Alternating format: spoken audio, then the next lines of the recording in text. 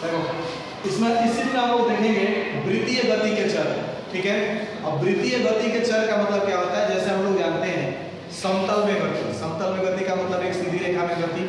जब कोई ऑब्जेक्ट एक सीधी रेखा में गति करता है, ठीक है, तो उसके लिए हम लोग दूरी निकालते हैं, विस्थापन निकालते हैं, वेग निकालते हैं, चाल निकालते हैं। इसी तरह यदि कोई ऑब्जेक्ट या कोई वस्तु वृत्त में गति करता है, ठीक है, तो वृत्त में गति करता है तो उसके लिए भी हम लोग क्या क्या निकालेंगे, दूरी निकालेंगे, विस्थापन निकालेंगे, चाल निकालेंगे, वेग निकालेंगे, ठीक है। अब देखिए इसमें अगर दूरी विस्थापन की बात करें तो दूरी आप लोग जानते हैं कि जो भी डिस्टेंस कवर करेगा वो कहाँ करेगा, तो वृत्त की परिधि पर, वृत्त की परिधि पर। अब वृत्त की परिधि पर जितना दूर चलेगा उस परिधि को अगर हम नाप लेंगे तो क्या हो जाएगा, तय की गई दूरी।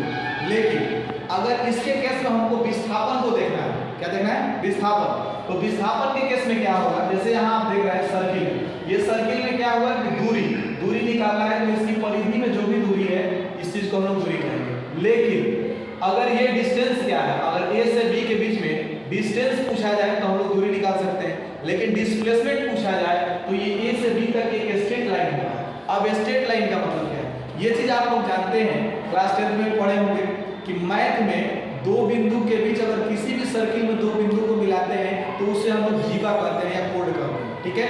तो जीवा को ही इसमें हम लोग क्या कहेंगे, विस्थापन कहेंगे। सबसे बड़ा कोड क्या होता है, उस वृत्त का व्यास या डायमीटर, ठीक है। तो यानी अगर जीवा निकालेंगे तो उसको हम क्या कहेंगे, विस्थापन। अगर परिधि पर निकालेंगे कोई डिस्टेंस तो उसे क्या कहेंगे, दूरी, सर्कुलर मोशन के लिए। अब जीवा निकालने के लिए क्या करेंगे, तो ये चीज हम जानते हैं कि यहाँ कोई भी क्वांटिटी आएगी तो इसमें हम लोग वेक्टर क्वांटिटी इसके पहले पढ़ चुके हैं, ठीक है।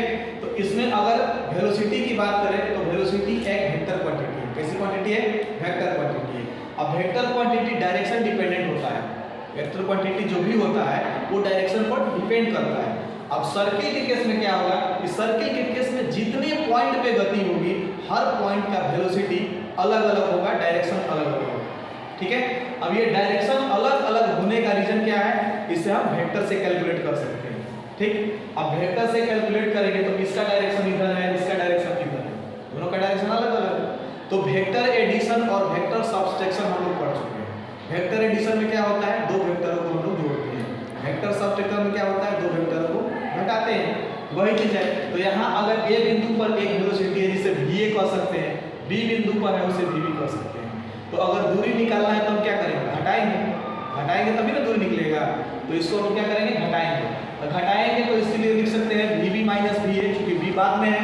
तो b बाद में है तो सबसे पहले ये चीज जानेंगे कि बाद वाले से पहले वाले को घटाते हैं, तो vb माइनस va हम लिख सकते हैं। अगर मान लीजिए एक को हम r1 वेक्टर माने, एक को r2 वेक्टर माने, यानी 1 किसको मानेंगे, जो a पर होगा उसे हम r1 वेक्टर मानेंगे और जो b पर होगा उसे r2 वेक्टर मानेंगे। दोनों को घटाएंगे तो क्या है, वेक्टर का एडिशन रूल हम लोग जानते हैं, r2 माइनस r1, ठीक है, root under r1 square plus r2 square minus 2 r1 r2 cos theta. ये चीज हम लोग जानते हैं ऑलरेडी। अब इसको क्या करेंगे, इसको सॉल्व करेंगे तो कुछ इस तरह का फॉर्मूला आएगा, r1 square plus r2 square, जो कि सब बराबर है इसलिए r1 r2 को रिप्लेस करके r कर दिया जाएगा। जब सब बराबर है तो यहाँ से 2r स्क्वायर कॉमन ले लेंगे, बचेगा क्या, 1 minus cos theta. 1 minus cos theta का ट्रिगोनोमेट्री में फॉर्मूला होता है 2 sin स्क्वायर थीटा बटा 2, ठीक है। अब यहाँ से जो